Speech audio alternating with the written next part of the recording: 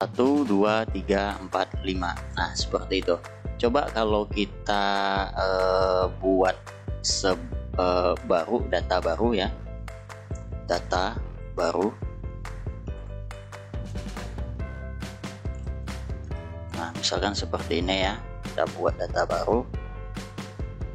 Kemudian kita klik simpan. Nah, teman-teman bisa lihat di sini 6-nya menjadi hilang karena yang kita buat itu cuma 5 ya.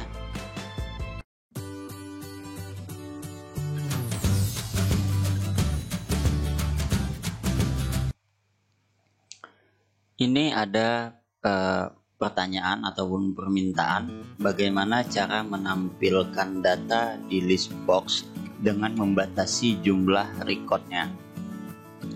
Misalkan ini datanya ada 10 ya. Jadi di list box-nya itu ingin ditampilkan 5 saja, misalnya 5 data terakhir ya. Jadi misalkan ini artinya kalau 5 data terakhir dari sini. Nah, jadi data yang dari K006 sampai dengan K010 saja yang ditampilkan ya. Oke, langsung saja buka Visual Basic-nya. Nah, seperti ini ya. Jadi ini menampilkan seluruh data yang ada di Excel-nya ke dalam list box itu semuanya 10. Jadi misalkan kita akan membatasi 5 saja ya. Oke, double klik saja di formnya. Nah, kita kan sudah membuat cara menampilkan data di list box ini ya. Jadi ada 2 kemarin yang saya contohkan. Sebenarnya juga cara membatasi data di list box ini ada beberapa cara juga ya. Oke, di sini saya menggunakan logika. Pertama di sini kita bisa lihat ya, ini adalah untuk menampilkan datanya. Nah, ini dia. Jadi dari baris kelima itu dapatnya dari mana? Ya, dari sini ya. Nih, teman-teman bisa lihat barisnya ini ada di baris kelima. Ini angka 5 ya. Kemudian sampai baris terakhir yaitu 14. Nah, ini dapatnya angka 5 itu. Kemudian baris terakhir ya dia akan mencari sendiri ya. Ini dia baris terakhir, dia akan mencari sendiri baris terakhir yang terisi seperti itu. Oke, jadi kita akan membatasinya.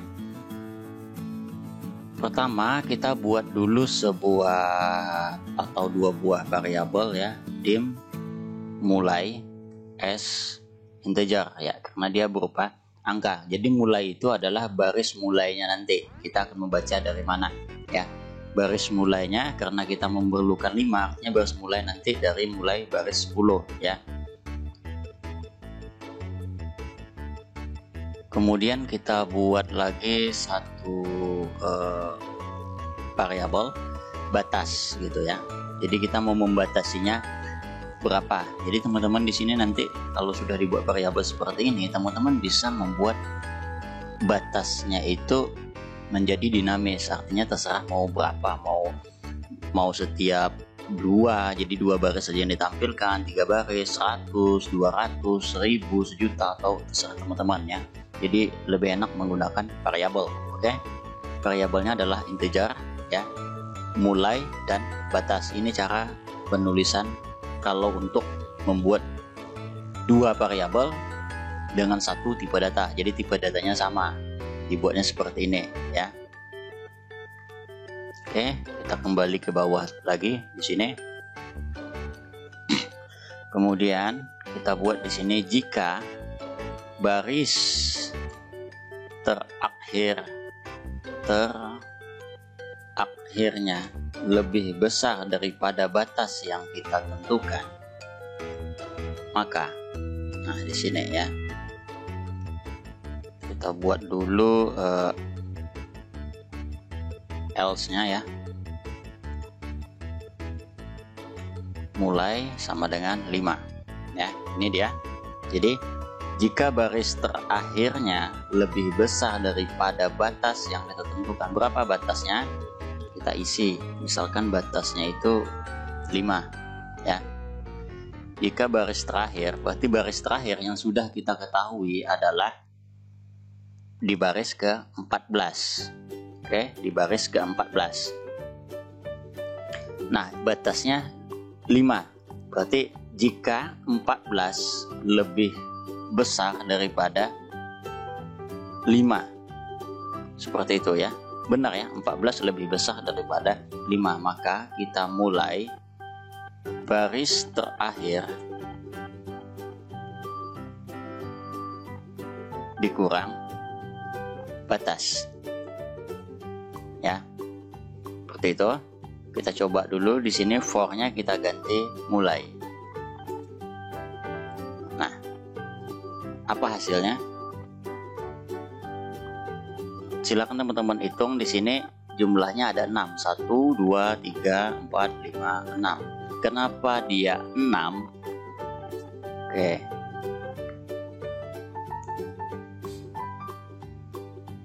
Nah, di sini ya.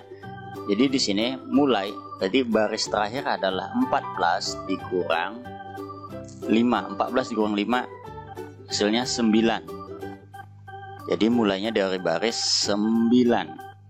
Ya, ini dia.